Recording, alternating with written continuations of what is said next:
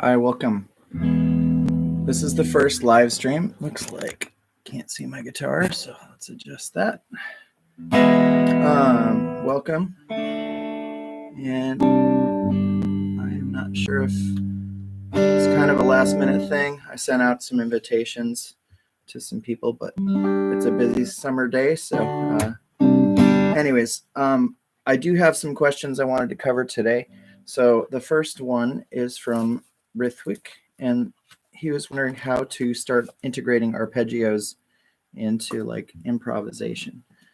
And I will look for other questions popping up here in the chat. So an arpeggio is essentially a broken chord. So if you're playing a G chord, however you like to play your G chord, any of those kind of things, the notes are G, B, and D. And you can extend that to a G major 7 or a G dominant 7. So G, B, D, F sharp would be a G major 7. I have some videos on that.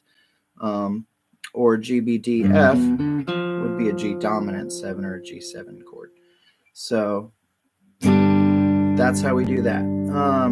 So the way that I would start doing that is to just play like 4 beats of a chord if you're just getting started with this, and then play some of the G, B, D notes.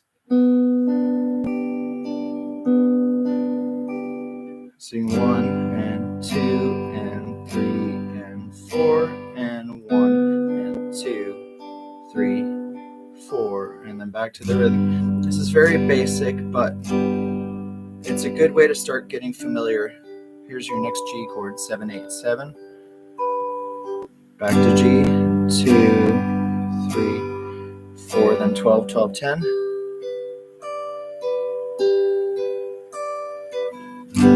So it's already starting to sound a little musical. Now we can also add other notes from the scale. So G, A, B, C, D, E, F sharp, G are the notes in a G scale. So G, A, B, C, D, E, F sharp, G. And you could play that many different places, many different ways. So you can add like just one of those notes to the chord, let's say. So you're doing this first arpeggio, which is 4, 3, 3, building it from strings 3, 2, and 1. Suddenly it sounds like there's a little bit of a tune in there, right? 1, 2, 3, 4, and 1,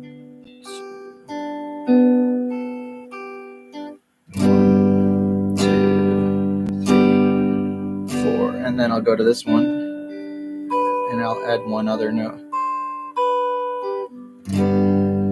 And I also have a musical theme going there where I'm adding an extra note to the highest note of the chord.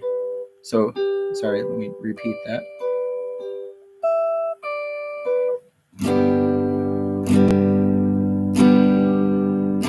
So I know it's not the most advanced like guitar solo of all times or anything like that, but it's a great way to get started kind of getting comfortable switching between rhythm and leads. What that also helps you to do is to have musical phrasing that makes sense. A lot of people, if you just kind of shed scales, try putting that into a song, it doesn't really fit because it's not a phrase, it's just sort of flailing in the scale, which isn't a terrible thing to do if you're getting familiar with the notes. You know, a lot of times, if you imagine when you were first growing up and you decided you wanted to try to draw something and you got crayons or pencil or colored pencils or a pen or marker or whatever it was, and you just sort of scribbled on the page and you said it was a dragon or a giraffe or whatever, you know, that's how you start getting familiar with not only the mechanics of like how to write or draw or whatever, but your imagination starts going. And this is good. Like making a little bit of a mess of something is good as you're learning something like a musical instrument. So if you have even a guideline like G, B, and D notes, and you can add one note to that, I could add a note on the 3rd string next, you know, so I could do that same kind of thing where I go like this.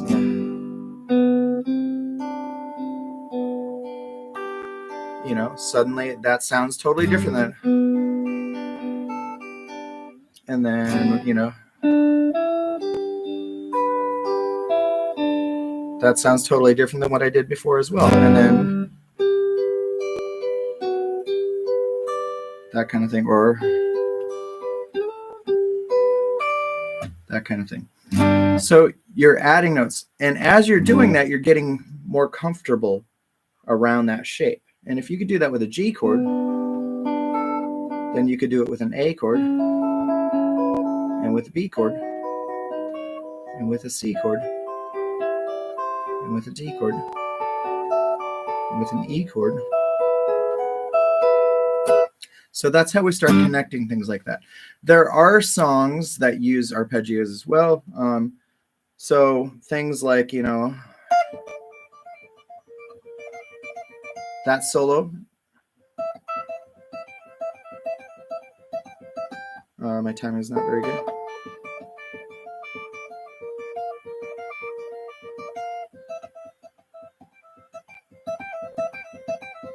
So those are actually arpeggios. This first one here, this is an A note, a D note, and an F note. Those are the notes of a D minor chord. So if I'm playing a D minor chord,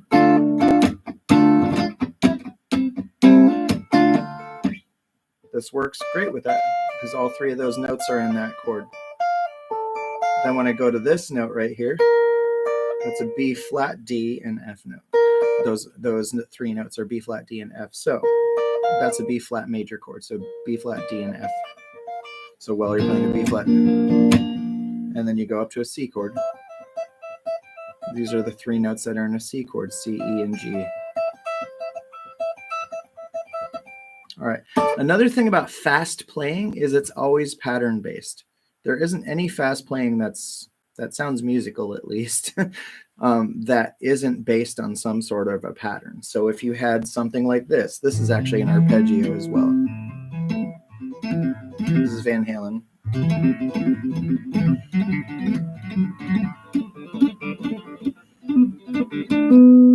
All right, so what that is, this is an A, C, E, and an A. So that's an A minor chord. If I play this, your notes are A, C, E, A, C, E,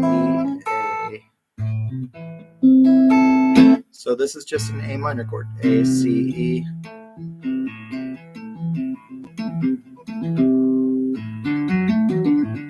This is no longer an A minor chord, it's now a D chord. So you got a D, F sharp, and an A note there. So you got A, D, F sharp, A. Now the cool thing about that is this is A minor, that's D. When I move it to here, this is actually a D minor chord now, because it's a fourth above your A minor chord. You're using the same shape, 0, 3, 7, 12. And then you would move that up a whole step, and that would be a G, G, B, D, a G chord. So essentially, if you wanted to play a minor chord and a major chord on any string, you could use those same frets. 0, 3, 7, 12. That's minor of whatever the open string is. And that's major of whatever this note is. So this is actually a C chord now. So G, C, E, G. And then this would be, this isn't how the song goes, but so that would be a B minor chord. So B, D, F sharp. And this would be an E chord, E major. If you wanted to make a major chord minor, you just move this note down a half step. So that would be an E minor chord. So if I played an E minor and I wanted to tap, that would make it an E minor 7 because you're adding a D note. That's also an E minor because this is an E note here. So any notes that are part of that chord, so that's essentially an arpeggio as well. So an arpeggio is a broken chord. Cool. One other concept I wanted to talk about, and I've talked with students about this in the past, is rhythm first. So let's say if you're learning how to improvise, a lot of people learn this minor pentatonic scale. And you can do patterns, you know, this is a pattern of 6.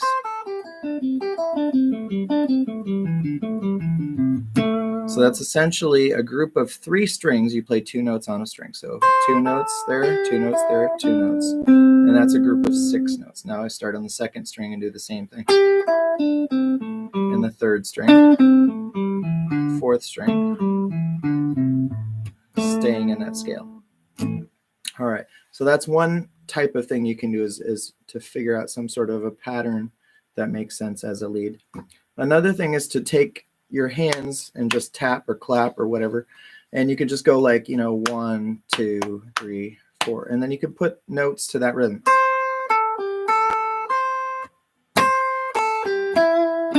So da da da da da da da. That sounded kind of terrible, but.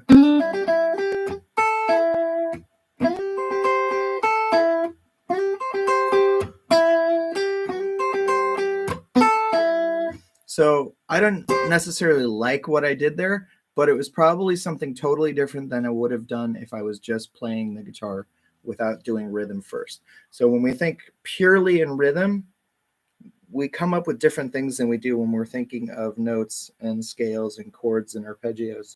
So let's do a couple more of those rhythms. So da da da da da da da da da da. So. And then you're trying to put notes in that. I kind of like that one.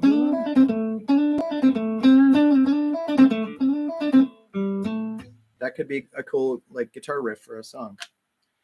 All right. So another thing is to pick a key or a chord and try playing everywhere. I'm a little out of tune. Let me tune real quick. Try playing everywhere across the guitar, basing everything on that, either note or chord or key. So what a key is, essentially, we would think of the notes in the scale as the key. So if you were in G major, you would have 1 sharp, which would be an F sharp.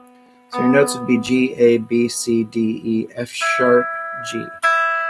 And that carries across the guitar, anywhere on the guitar, but also it carries across any other instrument. So on the keyboard, you would have an F sharp in the key signature as well.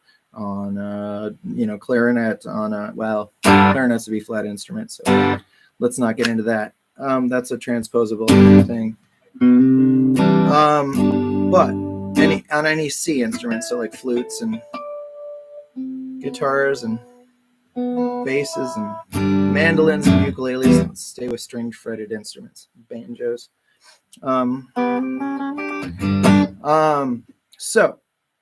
So you figure out the notes in that key and then you learn them on, let's say, just 1 string. So in the key of G, we have 1 sharp, and that's also its relative minor is E minor. So you got E, F sharp, G, A, B, C, D, E, F sharp, G.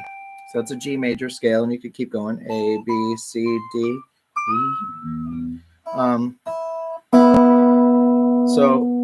So now I figured out the notes on that string. So now I'm going to go over a G chord. Actually, I'll just loop a G chord. Just very simple.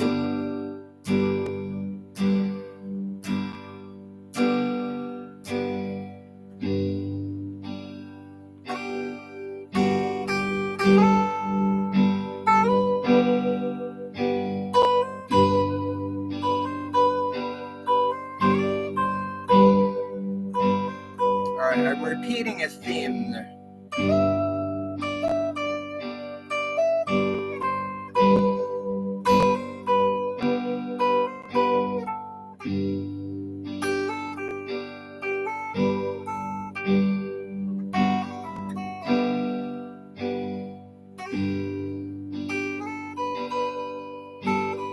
This is a sequence.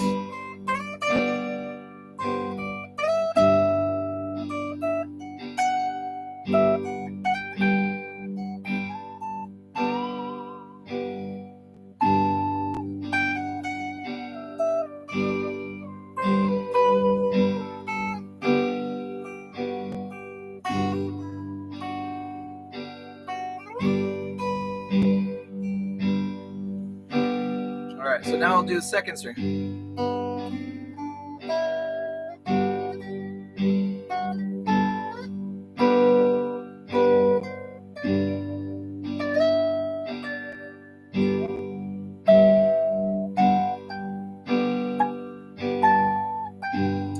since I said I'm in G, I can actually use my open G as a pedal.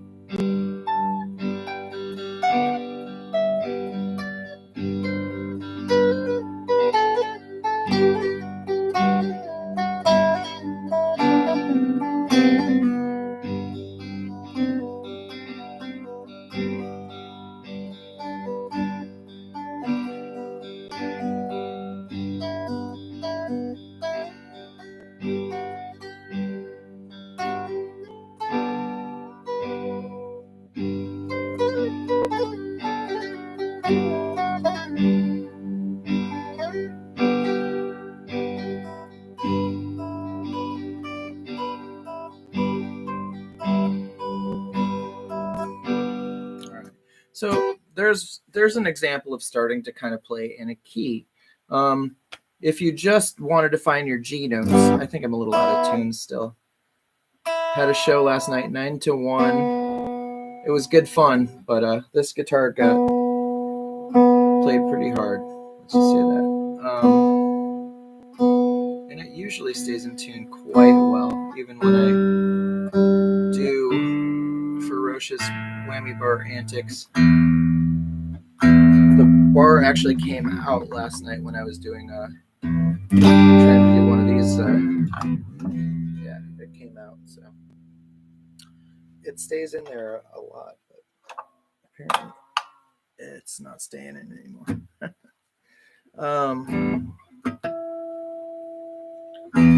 So apparently you can't do the same thing that you can with the Floyd Rose with the Tom Anderson, since it doesn't really bolt in there. That's asking a lot when you're putting that much pressure on the guitar and trying to get it to stay in tune without a locking. And I don't know if you know this, but locking tuners are really not, they don't necessarily keep the guitar in better tune. The locking tuners on the back of the tuning keys here. It's very convenient for string changing. That's about it. All right, I have a couple more things I am going to cover today, and then we'll call it. I really appreciate you guys watching, and please like and subscribe to the channel. I will have these available soon. Ask the Guitar Teacher, Danny Oaks mugs. That is not a very good view, but high quality. I have matcha in there right now. I have to figure out cost and all that kind of stuff. My channel is not monetized at the point of this channel, so they come very well packed and nice quality, which is why I got them. I wanted to check the quality before I decided to start adding them to things like my website and stuff. So yeah, pick a key. I've done several videos on note mapping here, so we're going to talk about the G notes again. So we got open G and fret 3 on string 6 and 1, and fret 5 on string 4, fret 8 on string 2, fret 10 on string 5, 12 on string 3, 15 on strings 1 and 6, just like fret 3, 17 on string 4, 20 on string 2, and if you have 22 frets, 22 on string 5. All right, so I'm going to talk about this idea of a diagonal line. So if I look at these 3 points right here, I got string 6, fret 3, string 4, fret 5, and string 2, fret 8. So a little hard to see that there, but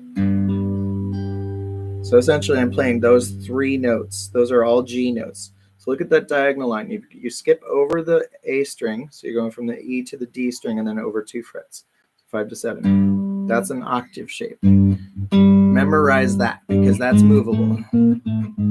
As long as you're in standard tuning, that works. And then from this note, I'm going to move my first finger there now. I go up. So I skip a string, skip from the D to the B string, and then skip over 3 frets. So now from 5 to 8. All right, so look at those 2 diagonal lines one more time really carefully. You've got these 3 notes, 3, 5, 8. String 6, string 4, string 2. All right, I'm going to take that diagonal line, that idea, move it to fret 10 here. So it's essentially the same shape.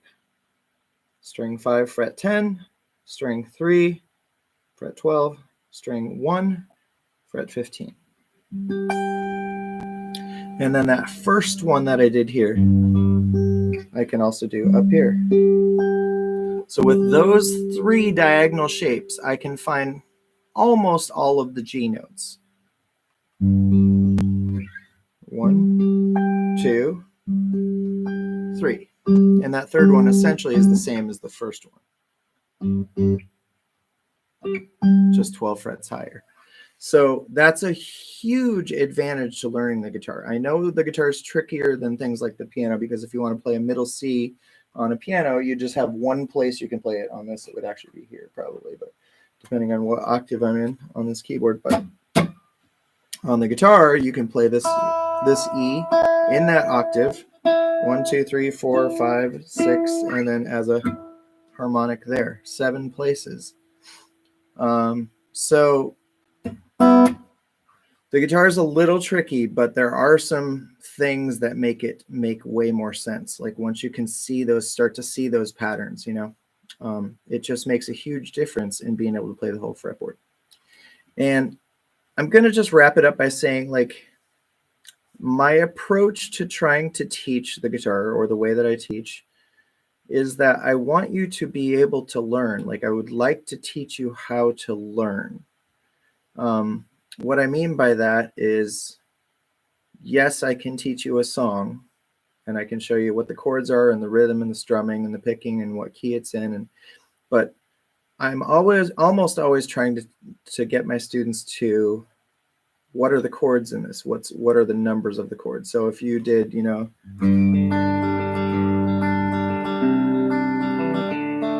something like that. So you're going, this is a 1 chord in the key of G, 4 chord, 5 chord. So G is the first note of the scale, 1, 2, 3, 4. So the first note is G, G, A, B, C is the 4th note, G, A, B, C, D is the 5th note. So it's the 1 chord, the 4 chord, and the 5 chord. And then the 6 chord is also used in that. So if you know the 1, 4, 5, and 6 chords in any key, you will have a huge advantage to learning most songs that were recorded from the 1960s to presently, even the 50s to some extent. I think, you know, when we get a little older than that, a lot of the jazz stuff, and even current jazz, especially current jazz, the harmonies are more sophisticated. There's more that goes into it. A lot of that is 2 5-1s in different keys, or 2 tritone substitutions in ones.